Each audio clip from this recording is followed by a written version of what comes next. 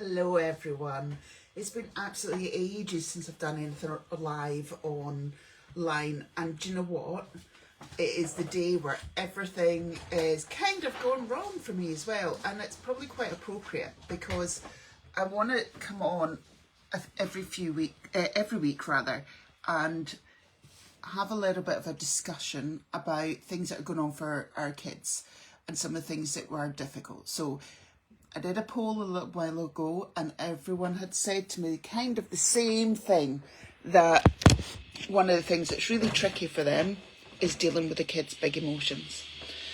And I thought, right, okay, that's great. Let's have a look at big emotions, but how am I going to help you guys? So I thought each week I'm going to come on through a little slot that we call Talk It Out and talk out some of the parts of this. So the first part is about the way that the big emotion comes out. So we're thinking about the meltdown and what that's actually like. But you know what? How often have you been in a place where the public are looking at your child and thinking, you should just discipline that child a little bit more, and then we wouldn't be having these tantrums. Okay, let's have this out here. The tantrum is something that can be stopped immediately or very close to immediately when the child gets whatever they want. So it might be they're having a massive tantrum about a toy, about not wanting to go out, but the second you change that thing, they're there. They're going, do you know what? It's fine.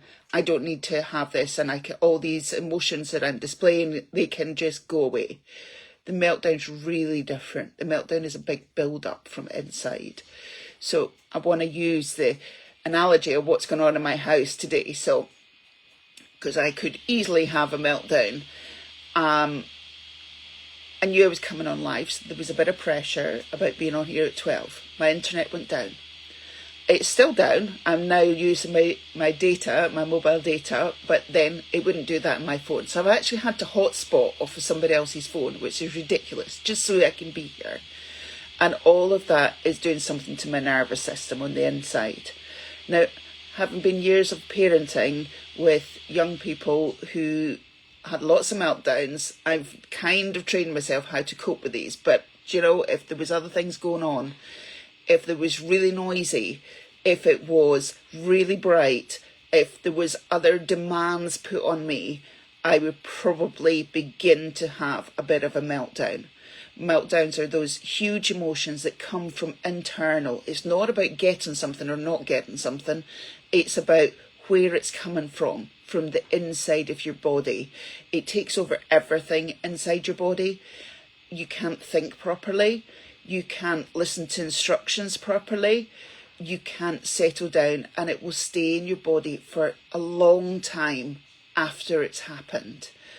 And that's really the difference. The difference is what it's done to your nervous system, what it's done to how quickly you can control it afterwards. It's so different. That tantrum to the meltdown is just really different. So that's my little bit about today. But you know what? If you've missed it, you can see it on replay. It'd be amazing if you wrote that you've seen it, of what you're thinking. So this is all about the differences between the tantrums and the meltdowns. Really quite an important and often subtle difference. What I want to do is each week is come on and have a little bit of discussion about something I've been asked about. So if you have any questions, pop them in down below and maybe we can deal with them next time. So thinking about big emotions, let me hear your questions and we'll take it from there. Okay, see you all next week at 12. Bye-bye.